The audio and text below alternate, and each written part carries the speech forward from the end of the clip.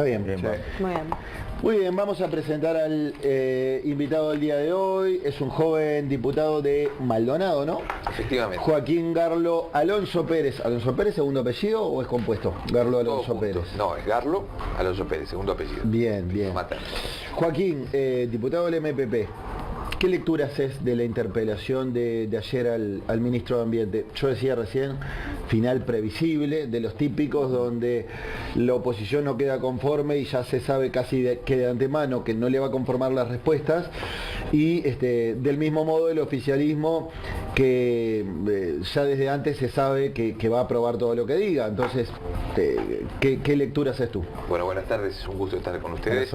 Gracias. El llamado a sala del día de ayer realmente fue de un nivel de contundencia en cuanto a las exposiciones tanto del ministro Ortuño como del presidente de OCE, que bueno, fue interpretado por la oposición como un masazo, ¿no? Un masazo de argumentos, de fundamentos, ¿La del oposición porqué. dijo un masazo? Sí, la oposición dijo un masazo. De los fundamentos del por qué dejar Ojo, de lado el masazo proyecto en una de Neptuno. connotación negativa quizás, ¿no? Bueno, es paradójico, ¿no? Porque la oposición reclamaba información, reclamaba saber cuáles eran las decisiones del gobierno, por qué se habían adoptado esas decisiones, argumentos después técnicos. se terminaron quejando de que el ministro expuso por un tiempo prudencial en su intervención, con un nivel de detalle y de contundencia en la fundamentación que yo creo que hacía mucho tiempo que no se veía en un llamado a sala en el Parlamento Nacional. Por ejemplo, y te lo pregunto para no dejar fuera a los televidentes, ¿cuáles son? Yo hablé con Ortuño, lo entrevisté para Montevideo Portal y él decía fundamentos, argumentos técnicos para una política pública con evidencia científica comprobada. Pero expliquémosle a la gente cuáles son esos fundamentos técnicos, por el cual es cierto, el Frente Amplio ya desde antes de ser gobierno había dicho no vamos por Arzatí. Bueno, la gente quiere entender por qué no. Bueno, en primer lugar hay que entender un poco el contexto y el proceso que significó el proyecto Neptuno Arazatí, que fue una iniciativa privada que presentó un grupo de empresas que el gobierno anterior viabilizó y que a pesar de que todos los estudios técnicos, incluso de los propios equipos técnicos de OCE, de la academia, la sociedad civil organizada, planteaba su oposición al proyecto por entenderlo inconveniente, por entender que no era una solución al problema de abastecimiento de agua potable en el área metropolitana y que tenía dificultades desde el punto de vista técnico-científico vinculadas a la salinidad del agua, la presencia de cianobacterias, los bromuros, la edad del agua por la distancia entre la planta de potabilización y el área donde se iba a suministrar el agua, en fin, todos esos aspectos llevaban a que este proyecto sea inconveniente, además de que era de un costo altamente elevado. Y en base a esa evidencia científica y a esos informes técnicos diversos que estaban planteados arriba de la mesa, el gobierno dijo, vamos a renegociar el contrato.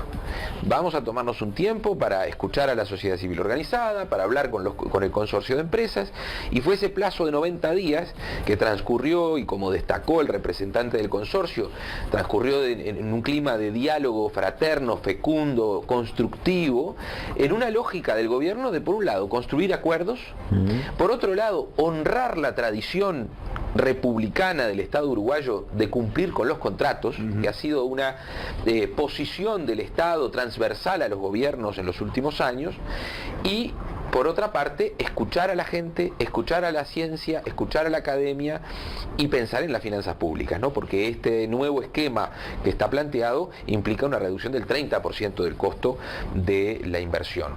Esquema nuevo que incluye, por un lado, la construcción de la represa de Casupá, que era ya una política pública definida en el último gobierno del doctor Tabaré Vázquez y que la administración de la calle Pou había resuelto interrumpir.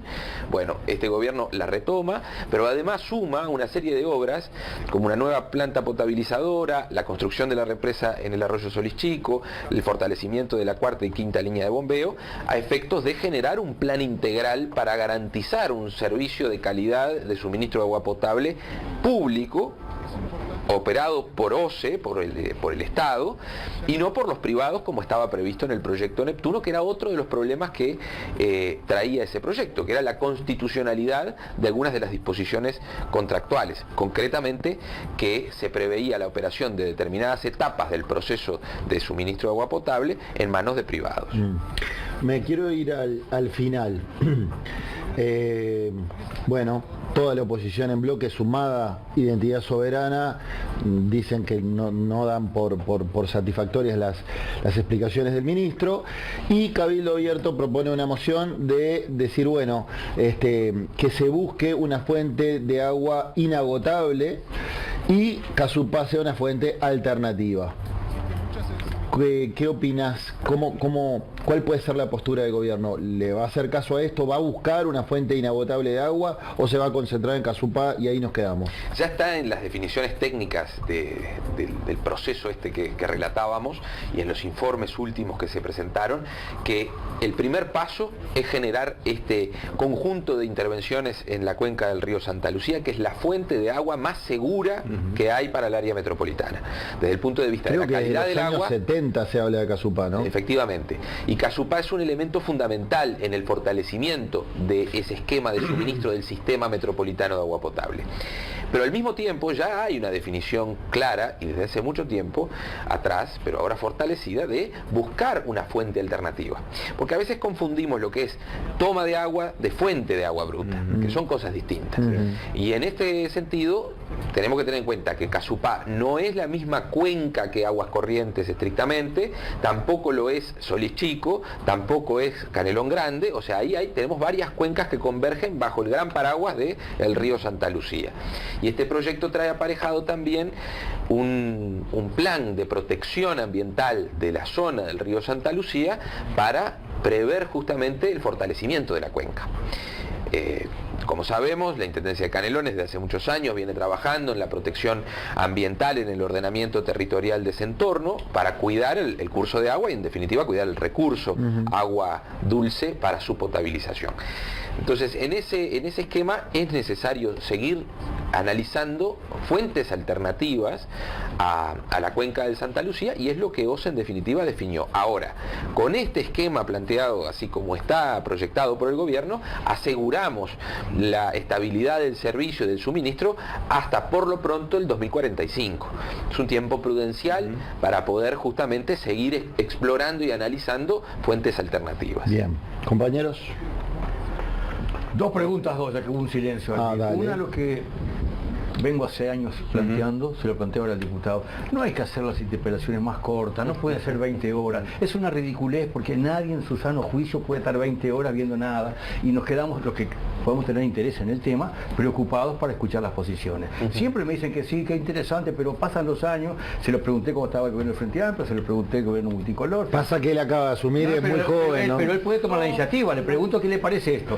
Y la pregunta puntual en torno a todo esto que está en la polémica, a mí lo que me preocupa, yo sé que esta nueva producción, esta nueva represa que se va a hacer allí, cuenta con el aval de toda la Junta Departamental, del Intendente, ahora también del alcalde, pero me dicen que se van a afectar 400 hectáreas de monte nativo.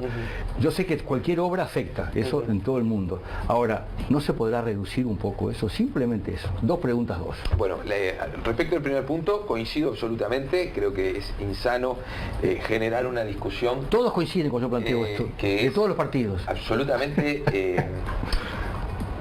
que no sirve a los efectos del instrumento llamado sala, ¿no? Pero también en este caso concreto tuvo la particularidad de que los representantes del Poder Ejecutivo desarrollaron una intervención extensa y profunda y sumamente detallada, donde se respondieron más de 60 preguntas que la oposición había planteado, una por una, y los puntos que no tenían respuesta en el momento van a ser respondidos por escrito por parte del Ministerio. Y eso es muy importante, porque no se evadió ninguna pregunta, y las respuestas estuvieron planteadas arriba de la mesa. Y esto creo que es sustancial, por eso la declaración promovida por Identidad Soberana carece de todo sentido. Decir que no son satisfactorias las respuestas del ministro es porque claramente esperaban otra cosa, o lo que entiendo yo que sucedió, que es que esta interpelación, así como la de la semana pasada en el Senado, tenía una clara finalidad de poner el palo en la rueda y de entorpecer el cumplimiento de los compromisos de gobierno por parte del gobierno del Frente Amplio. Esto por un lado. Y por otro lado, respecto de las afectaciones que puede significar el proyecto Casupá, efectivamente es una zona donde hay una alta densidad de monte nativo, y ya está planteado por parte del Ministerio de Ambiente y por parte de OCE generar, por un lado, la reducción mínima posible, llevarlo al mínimo posible de afectación del monte nativo. Y por otro lado, esa zona que quede comprendida dentro del área del proyecto, estudiar un proceso de traslado, de reimplantación, que ya ha habido experiencias a nivel nacional y a nivel internacional más profusas y más importantes en términos de magnitud. Buenísimo. Entonces, en ese sentido, hay una preocupación concreta. El director de DINASEA, en la sesión de ayer, detalló cuáles serían los aspectos de ese proceso. Es un punto central, porque además el monte nativo cumple un rol muy importante en el proceso. Y la fauna nativa. Exacto. Claro. Muy bien. Me quedo contento con eso, no sabía. Una consulta con respecto a la moción que se termina votando finalmente, que es la propuesta por Cabildo, en la que habla de construir Casupá como una alternativa, pero ir a la búsqueda de una fuente inagotable, supongo que en la región, porque en definitiva estamos hablando de abastecer al sur de la población, teniendo en cuenta que Casupá pertenece a la cuenca de Santa Lucía y es parte del propio Santa Lucía. ¿Cuál sería una fuente inagotable, o cuál pensás tú que puede ser la opción de fuente inagotable en esa zona para abastecer a la región? Te podrás imaginar, no soy especialista en términos de técnicos de la ingeniería hidráulica, de la identificación de la fuente inagotable. No tengo esa respuesta. Es más, el Estado no la ha tenido hasta ahora, a no ser por esta propuesta de la toma en Arasatí del Río de la Plata, que históricamente ha sido descartada por razones técnicas, justamente. Bueno. Los niveles de salinidad que veíamos ahí en la gráfica que mostraban recién, dan cuenta del riesgo en cuanto a la salubridad y a la seguridad de la calidad del agua que esa toma en el Río de la Plata a esa altura y en este contexto podría generar. Hay otros planteos, como por ejemplo, llevar la toma en el Río de la Plata más río arriba. Por ejemplo, estuvo planteada la posibilidad de hacerlo en Juan Lacase, en el departamento de Colonia, que en esta oportunidad fue descartado por el Poder Ejecutivo por el altísimo costo que significaba el traslado de la toma río arriba, porque aumenta la distancia de las tuberías de aducción para poder trasladar el agua hasta el área metropolitana, y eso tiene un elevadísimo costo. Estamos hablando de más de 100 millones de dólares más para poder instalar la planta en ese lugar. Entonces, claramente, eso dificulta el esquema, porque esto tiene una pata ambiental, tiene una pata de salud pública, tiene una pata científica, técnica, pero también una pata económica, que dentro del esquema general, en la definición que tomó el gobierno, fue muy importante considerar esa parte económica por la situación financiera endémicamente compleja que tiene OCE y que se ha agravado en los últimos años. Entonces, pensar en ese aspecto es también parte de la responsabilidad del gobierno. No, a mí me queda claro. A mí lo que me preocupa, y lo vuelvo a decir, es una sequía como la que tuvimos, sequía de verano, sequía de invierno, que nos afecta o nos afectó en un caso en el que pensamos que no iba a pasar, porque los uruguayos, que estamos muy acostumbrados a tener agua por todos lados, a diferencia de lo que sucede en otros países, por ejemplo como en Emiratos Árabes, que toman del Golfo Pérsico, que es altamente más salado que el Río de la Plata, y la potabilizan el agua y no tienen ningún tipo de problema. Claramente hay inversiones de otro nivel. OCE siempre es como la hermana pobre de la familia, y es una realidad. Yo creo que el Estado tiene una responsabilidad con OCE de darle más presupuesto para que pueda desarrollarse técnicamente, y me sigue generando la duda de que si volvemos a estar en condiciones, es real que vamos a realmente buscar una fuente alternativa y una fuente inagotable, o nos vamos a seguir quedando con Casupá y no vamos a tener una fuente inagotable, y si volvemos a estar en la misma situación nos va a volver a pasar lo mismo. En definitiva, ¿se votó una moción por la galería o realmente vamos a buscarle una solución al tema? No, sin duda que no se votó una resolución vacía, sino que lo que está plasmado allí ya es una definición política de OCE y del gobierno. Bien. Ya está plasmado en los documentos, tanto técnicos como políticos, de OCE, y yo coincido, OCE cumple un rol social muy importante. Como todos sabemos, las tarifas de OCE no están ajustadas, sus costos, sus valores, a una ecuación económica que compense verdaderamente el servicio que se presta. ¿Por qué? Porque hay una definición primero que es El acceso al agua potable de la población. Del pacto social del Uruguay, que es nuestra Constitución de la República, que no solamente fue de las primeras en la región y en el mundo de establecer a texto expreso que el acceso al agua potable es un derecho humano fundamental, sino que además estableció que el suministro del agua para consumo humano debía ser ejercido de forma exclusiva y directa por parte de una persona pública estatal. Y eso habla también de una lógica, de una forma de concebir el tema del agua en el Uruguay, y que creo que llevó también a este resultado, porque dejar de lado Neptuno y pensar en una alternativa no es una idea brillante que se le ocurrió al gobierno, ni el gobierno dijo, bueno, vamos a hacer esto porque sí.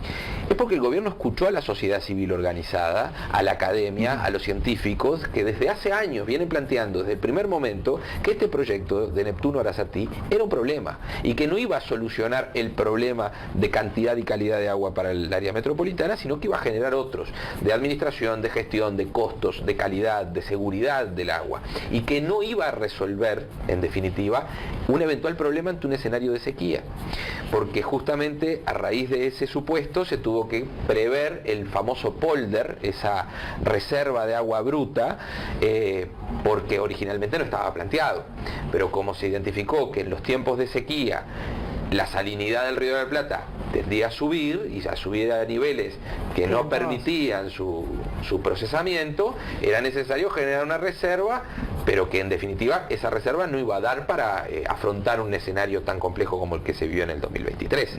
Entonces, es mucho más complejo, y lo importante que quiero destacar acá es que esta solución o esta complementación que se plantea por parte del gobierno es en clave de integralidad, de tener por un lado Aguas Corrientes, Casupá, Solís Chico, y Solís Chico, yo sé que ustedes los miran mucho desde el interior, la gente de Canelones. Solís Chico está pensado también para poder llegar a zonas de la Costa de Oro hasta Jáuregui y Berry, que hoy por hoy no tienen servicio de agua potable, y que a partir de este proyecto van a poder tener acceso al servicio, y eso es muy importante.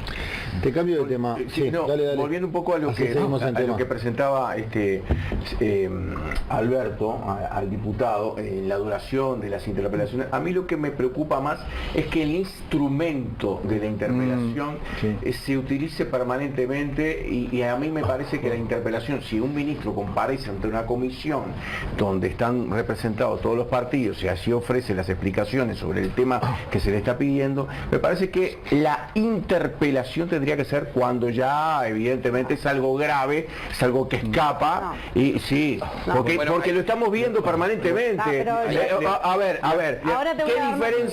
¿qué diferencia hay, Susi, entre lo que presentó en la comisión cada uno de los ministros que fueron interpelados y lo que pasó en la interpelación? Es lo mismo, no convenció en la comisión y no le convenció en la interpelación. Lo que pasa es que en la interpelación es abierta, es pública, la puede ver cualquiera. Y lo que pasa en la comisión no. Y para mí es un instrumento también en los temas que políticamente tienen algún que ver o que son importantes políticamente para que la población esté enterada, para que la población se entere. Agrego una aporte, agrego una aporte. El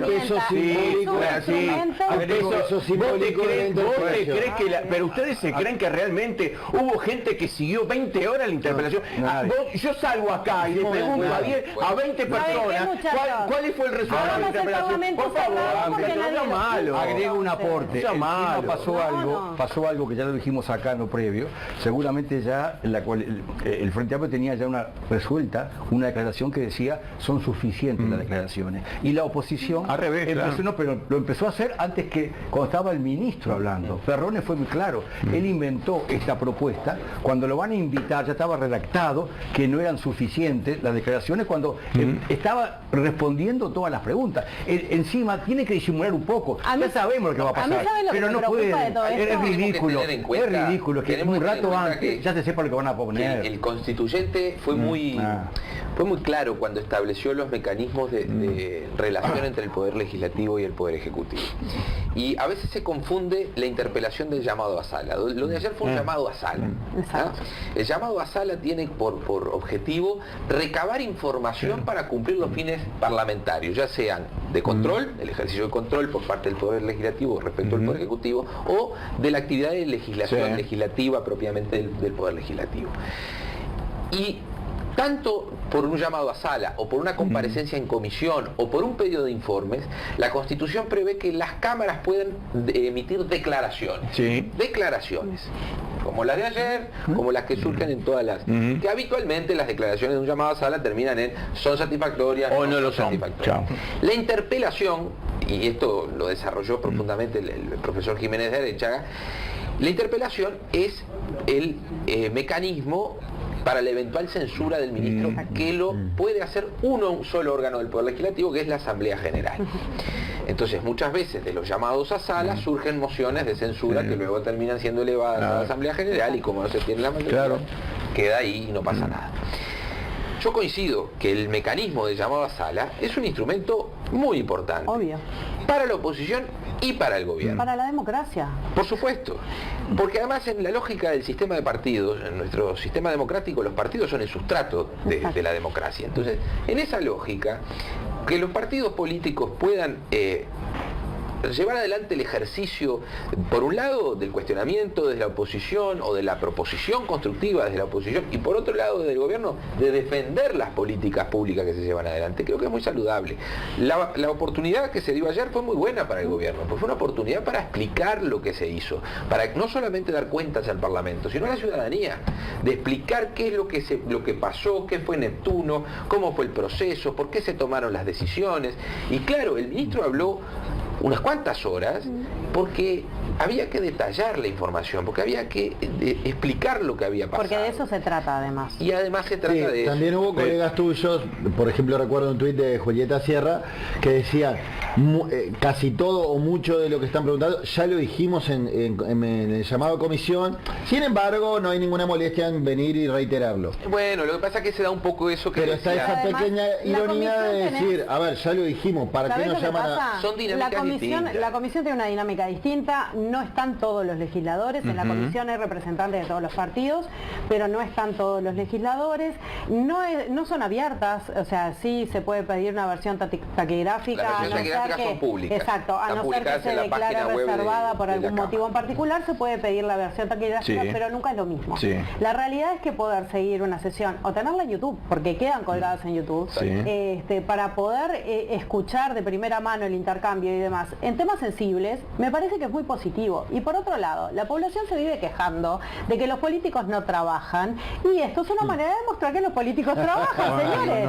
Es una herramienta importante. No, 20 horas no es trabajo. Esa no te la llevo, pero es trabajo. No. Es espantoso ser la única mujer de esta mesa. No es trabajo, Es un desafío importante. A mí me parece que es muy importante a los efectos de que la población se entere. Que podremos estar de acuerdo, podremos no estar de acuerdo, que nos gustarán más o menos las explicaciones, pero la población tiene derecho a saber. Las barras son muy pequeñas en el Parlamento. Mirá lo que me marca Diego desde arriba, desde producción. Ahora eso que estamos viendo es el miembro interpelante hablando, Walter Servini, y lo que está arriba es la hora. Claro. A las 6:30 de la mañana seguía hablando Servini. Esa fue la última intervención del interpelante. Por supuesto que Joaquín, recién ingresado al Parlamento, no lo va a solucionar, pero quizás tendríamos que cuestionar a los más veteranos, yo qué sé. Ahí hay un tema a los Luis Alberto Heber, que llevan mucho tiempo en el Parlamento, ¿no?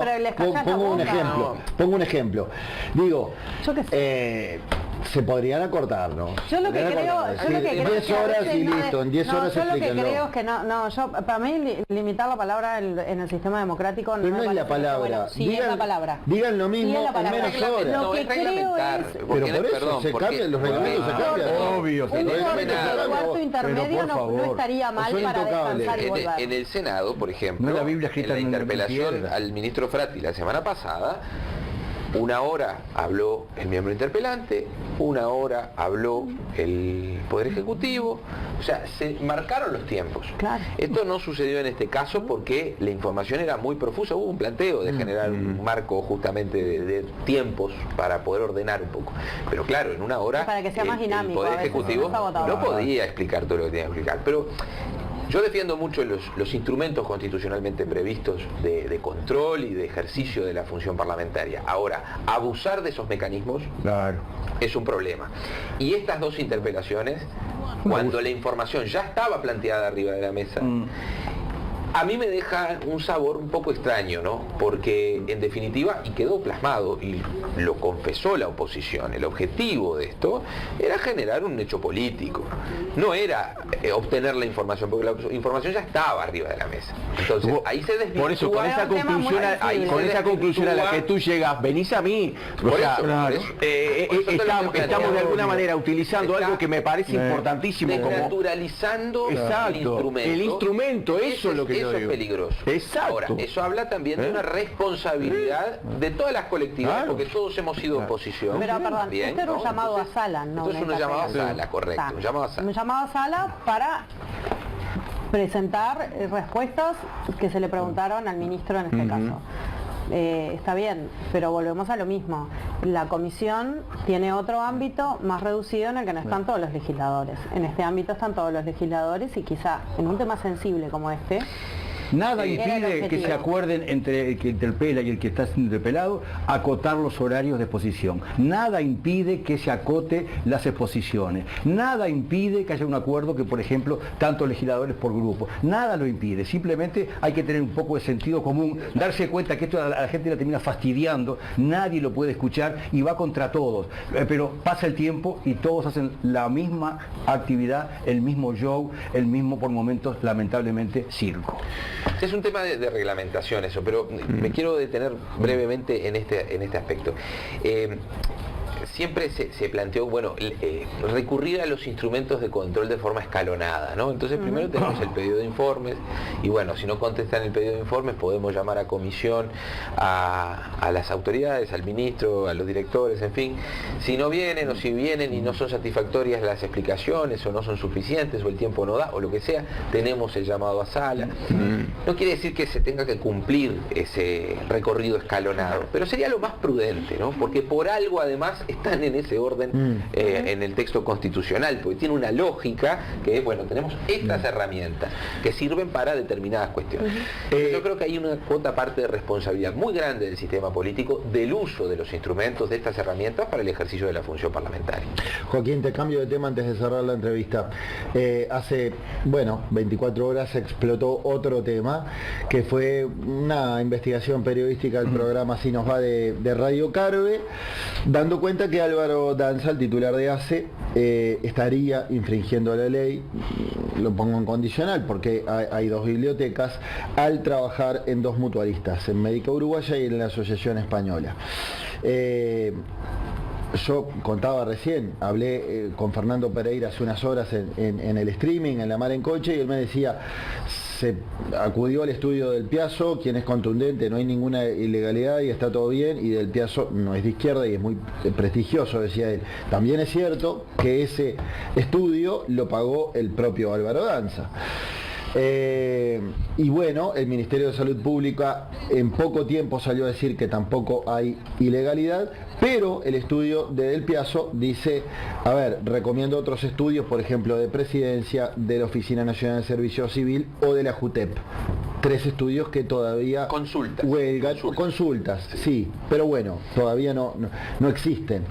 ¿Cuál es tu opinión al respecto? Bueno, yo creo que tuve acceso porque también informe, se pide la renuncia, en este caso de Danza, ¿no? Tuve acceso al informe que elaboró el doctor Del Piazzo, que la verdad que merece todo mi respeto, desde el punto de vista académico, desde el punto de vista técnico-jurídico, y el informe es muy claro, porque es un análisis muy pormenorizado. Por un lado, de lo que establece el artículo 200 de la Constitución, que es el mismo que se invocaba cuando la situación del presidente del Instituto Nacional de Colonización, y por otro lado, el artículo 9 de la ley que ahora la memoria me falla, no recuerdo su número, pero una ley específica que regula justamente a la Administración de Servicios Sanitarios del Estado, ASE. Y en ese sentido, en este caso no habría incompatibilidad porque esas mutualistas no están bajo la supervisión o control de ACE, y por lo tanto no se vería violentado el principio de las disposiciones constitucional y legal a las que hacíamos referencia. Creo que eso está claro y el informe de Del Piazzo es muy lineal, es muy concreto y lo plasma de forma muy clara y concisa, pero lo que sugiere en su informe al final es, no obstante su opinión, que no está de más hacer la consulta a la JUTEP, a la Oficina Nacional del Servicio Civil, que no se han hecho todavía. No lo sé, desconozco si se han hecho o no, yo personalmente no lo sé, pero que es a efectos de tener una opinión más. Otra campaña. Que además es una opinión desde órganos del Estado que tienen específicamente dentro del abanico de sus competencias este tipo de temas. O sea, vos leíste el estudio y te convenció. Entendés que no hay ilegalidad alguna. No es que me convenció simplemente, sino que los argumentos que leíste claramente que en función de la plataforma fáctica, danza presidente de ACE, danza empleado, trabajador de claro, pero ¿sabes qué pasa? Hay hay un conflicto que establezca una violación a una disposición legal. Hay un caso muy similar del año 2008, Baltasar Aguilar, entonces titular de ACE, y trabajaba como cardiólogo en una policlínica de San José, y en ese caso María Julia Muñoz entiende que hay incompatibilidad y le pide la renuncia. ¿Una policlínica pública o privada? Asociación Médica San José se llama. Una mutualista, seguramente. Bueno, desconozco el antecedente. Entiendo que es una mutualista. Pero en el caso de danza está claro, además, que tiene dos situaciones, porque por un lado es docente de la Universidad de la República, que se quiso plantear también eso como una posible incompatibilidad, y eso está legalmente admitido de forma expresa. Y por otro lado, la situación de su vínculo con las mutualistas. Pero claro, ACE no ejerce una facultad de control sobre las mutualistas privadas, sino que hay convenios de complementación, pero que claramente eso se ve subsanado eventualmente en una actuación administrativa concreta con la excusa del presidente de ACE, como cualquier funcionario que tenga implicancias directas con un privado, con un particular o con un asunto concreto. Por ejemplo, nosotros a nivel parlamentario, el reglamento de la Cámara de Diputados dice que si hay un diputado que en el tratamiento de un asunto general tiene algún tipo de interés o de vínculo con el tema o lo que sea, debe denunciar esa situación a la Cámara. Sucedió ayer con el diputado Juan Martín Jorge, que resultó ser pariente de uno de los propietarios de campos que se iban a expropiar en Casupá. Entonces, antes de hacer uso de la palabra, dijo, al amparo del artículo 104 literal M del reglamento, yo dejo de manifiesto que tengo esta situación. Y con eso basta. Y la ley así establece los mecanismos justamente para subsanar o impedir la intervención de personas que puedan tener implicancia en determinados temas. Bien. Yo creo que ese es un tema que está saldado, es otra perla más del largo collar que se ha generado en estos meses de intentar afectar la credibilidad y la solvencia de este gobierno que viene haciendo. Es un gobierno que está haciendo, que está cumpliendo sus compromisos de gobierno. Es curioso, eso molesta, ¿no? Es curioso que digas que este gobierno, en realidad no es curioso, cada uno hace su juego, pero digo, vos decís es un gobierno que está haciendo, y recuerdo que una de las polémicas cuando iban 100 días de gobierno era, ¿y cuándo arranca? Lo que decía la oposición, y parece que no arrancara, que no empezara. Es parte del juego político, pero había un consenso bastante grande. Incluso hablé con muchos oficialistas que me reconocían que el ritmo inicial no era el que ellos esperaban, que esperaban otra dinámica. Bueno, es otra cosa, que es una cuestión de expectativas. Pero está bien, pero como que de una etapa demasiado larga de diagnóstico y de, bueno, ¿cuándo empezamos a gobernar? Y con la situación vos ahora entendés que con la situación que se encontró el gobierno al asumir, primero en el desconocimiento de lo que verdaderamente estaba pasando, porque llegamos y nos encontramos con la deuda millonaria de ACE, que en la transición no estaba clara, no sabíamos. La situación de la caja de profesionales, a mí me tocó presidir la comisión especial en la Cámara de Diputados relativa a la reforma de la ley de caja de profesionales, todo lo que pasó con el proyecto Neptuno.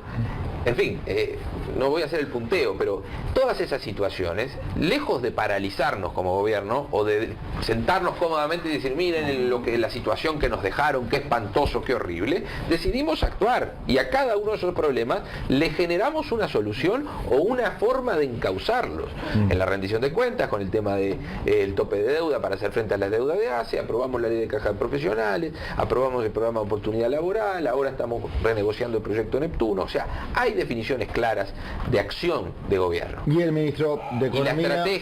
Y la estrategia de la oposición es deslegitimar esas acciones y plantear un escenario catastrófico de un gobierno inoperante, de un presidente incapaz y no sé cuántas cosas más. De un nivel de soberbia y de falta de respeto a la población, no solamente a quienes votaron al Frente Amplio, sino a quienes no lo hicieron también, que da cuenta de una estrategia. Y bueno, hay una campaña electoral que ya está instalada para algunos.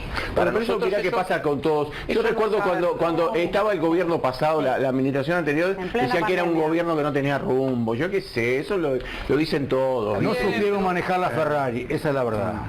Yo creo bueno, no sé si es la verdad. Es la verdad para algunos.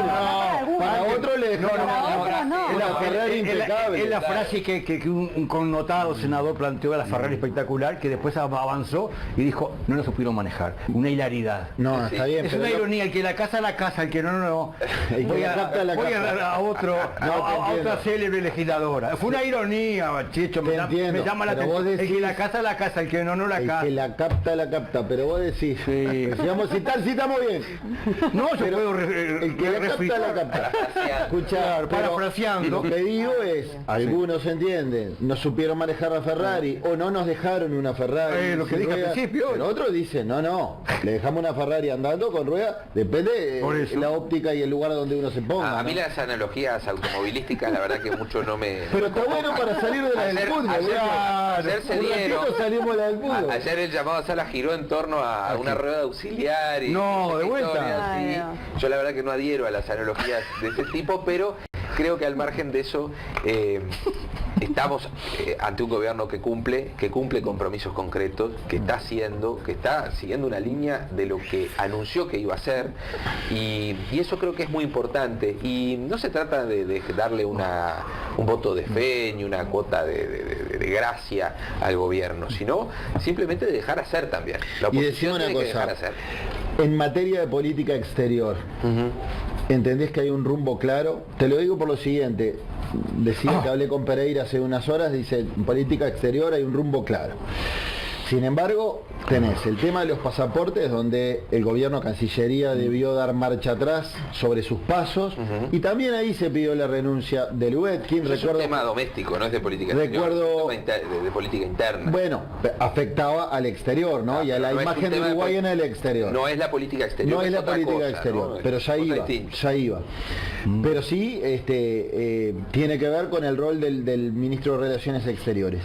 Los pasaportes no dependen del Ministerio. No, depende del Ministerio Interior. Pero se pedía la renuncia de Lubetkin. Por eso, de forma ridícula. No de negro. No tenía nada que ver. Cuando se lo pregunté, por ejemplo, a tu colega, el diputado Juan Martín Rodríguez, él entendía que no había admitido un error en el cambio de diseño, sino que estaba el ministro Lubetkin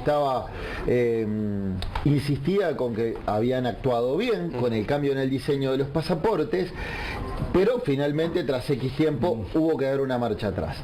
Tras ese tema, ahora la última novedad es esta oficina de la ANI en Jerusalén, que está en suspenso, cuando en principio se tomaba lo que venía del gobierno anterior y se iba a completar.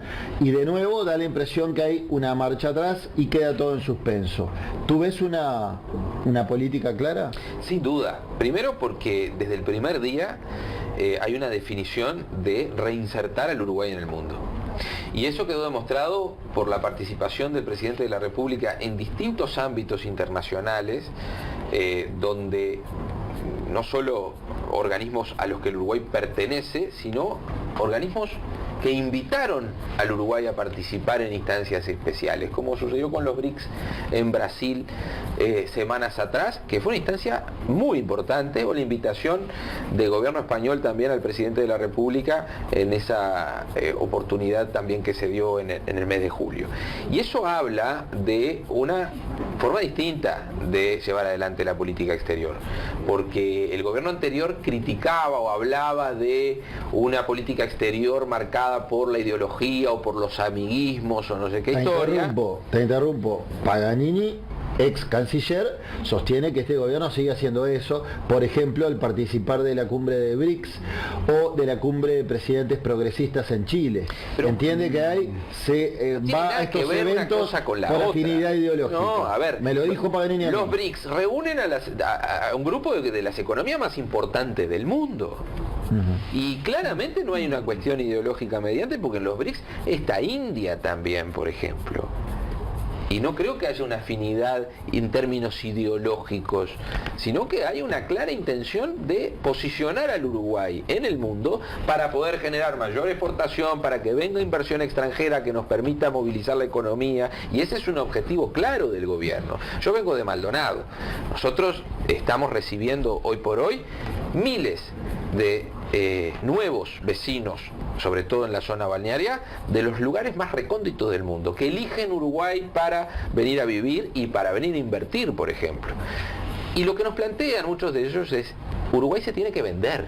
Uruguay tiene que darse a conocer, tiene que posicionarse. Ponele que te llevo lo de BRICS y la cumbre del progresismo en Chile con presidentes de izquierda. Y bueno, creo que el fortalecimiento de los lazos con presidentes de la región, con los que haya una afinidad en términos del ejercicio del gobierno, no solamente en términos ideológicos. ¿Qué tiene de malo eso? ¿Cuál es el problema de que eso suceda? Yo creo que es algo positivo, porque habla de una integración regional, de un rumbo colectivo. Hoy por hoy, ningún país, personal no me parece mal. Ningún país se salva de lo que piensa la oposición. Ningún país se salva solo. Necesitamos de la integración regional para poder crecer y potenciarnos, no solamente como país independiente, sino como región en un mundo. Pero por ejemplo, Argentina no estaba. Milei no estaba. Claro, pero porque ahí hay visiones diferentes. Pero el presidente fue y se reunió con Milei semanas atrás también, y ha habido diálogos muy fecundos entre el canciller argentino y el canciller uruguayo. Entonces, hay ahí una clara definición de darle rumbo a la política exterior, cosa que hasta ahora no venía sucediendo. Uruguay estaba al margen del mundo hasta el año pasado. No teníamos la participación que estamos teniendo hoy en órganos internacionales importantísimos, por ejemplo, para el desarrollo de la inversión privada en el Uruguay, de origen extranjero, que es fundamental. Entonces, eso lleva también a pensar en, cuál es el rumbo en definitiva, y no voy a volver a la analogía de la Ferrari, pero sin duda que en el gobierno anterior había definiciones políticas diferentes, no digo ni mejores ni peores, pero distintas. Muy bien. Cambia cómo la manejan, porque se viene ahora la libreta por puntos. Sí. ¿Tiene gato? No. Bueno. No me refiero al animal, digo en el auto. No tengo auto tampoco, entonces... Joaquín, gracias. Bueno, un gusto, la verdad. A las órdenes. No, Bambi.